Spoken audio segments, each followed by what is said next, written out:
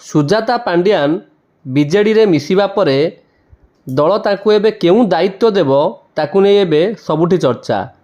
କାରଣ କୁହାଯାଉଥିଲା କି ବର୍ତ୍ତମାନ ସୁଜାତା ପାଣ୍ଡିଆନ ଦଳର ମୁଖ୍ୟ କ୍ଷମତା କେନ୍ଦ୍ର ରହିବେ, କିନ୍ତୁ ଏ ଯେଉଁ ମିଶ୍ରଣ ପର୍ବରେ ବିଜେଡ଼ି ସୁପ୍ରିମୋ ନବୀନ ପଟ୍ଟନାୟକଙ୍କ ଉପସ୍ଥିତିରେ ସୁଜାତା ପାଣ୍ଡିଆନ କେବଳ ଦଳର ଜଣେ ସକ୍ରିୟ କର୍ମୀ ଭାବରେ ବା ଛୋଟ କର୍ମୀ ଦଳରେ ଯୋଗ ଦେଲେ, କିନ୍ତୁ ପରବର୍ତ୍ତୀ ସମୟରେ ସୁଜାତା ପାଣ୍ଡିଆନଙ୍କୁ କେଉଁ ଦାୟିତ୍ୱ ମିଳିବ ବା କେଉଁ ରଣନୀତି ନେଇ ସୁଜାତା ପାଣ୍ଡିଆନ ମଇଦାନକୁ ଓହ୍ଲାଇବେ ତାକୁ ନେଇ ଏକ ବଡ଼ ପ୍ରଶ୍ନ ସୃଷ୍ଟି ହୋଇଛି।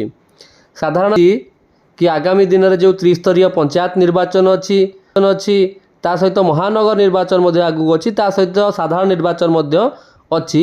ଏହା ପୂର୍ବରୁ ଦଳ ଗୋଟେ ନୂଆ ବିକଳ୍ପ ନେଇ ଆଗକୁ ବଢ଼ିବ ଏବଂ ସୁଜାତା ପାଣ୍ଡିଆନଙ୍କୁ ଚେହେରା କରି ମୁଖ୍ୟ ଚେହେରା ଭାବରେ ଦଳ ତାଙ୍କୁ ଓହ୍ଲାଇ ପାରେ।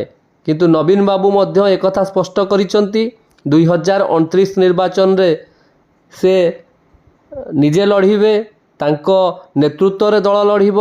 ଏହାକୁ ମଧ୍ୟ କୁହାଯାଇପାରେ କି ଗୋଟେ 2029 ପରେ ଯେଉଁ ସମୟ ଆସିବ ସେଥିରେ ଗୋଟେ ନୂଆ ଆନ୍ଦୋଳନ ଆସିବ ଯେ କି ସୁଜାତା ପାଣ୍ଡିଆନଙ୍କ ଭୂମିକାକୁ ନେଇକି, ସୁଜାତା ପାଣ୍ଡିଆନଙ୍କ ଦାୟିତ୍ୱକୁ ନେଇକି, କେଉଁ ଦାୟିତ୍ୱରେ ସୁଜାତା ପାଣ୍ଡିଆନ ବିଜୁ ଜନତା ଦଳରେ କାମ କରିବେ ତାକୁ ନେଇ ଏବେ ସାଧାରଣ ଲୋକଙ୍କ ମନରେ ପ୍ରଶ୍ନ ଉଙ୍କି ମାରୁଛି।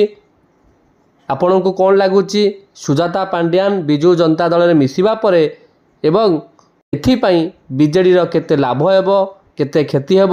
ଆପଣଙ୍କ ମତାମତ କମେଣ୍ଟ ବକ୍ସରେ ଲେଖିକି ଜଣାନ୍ତୁ।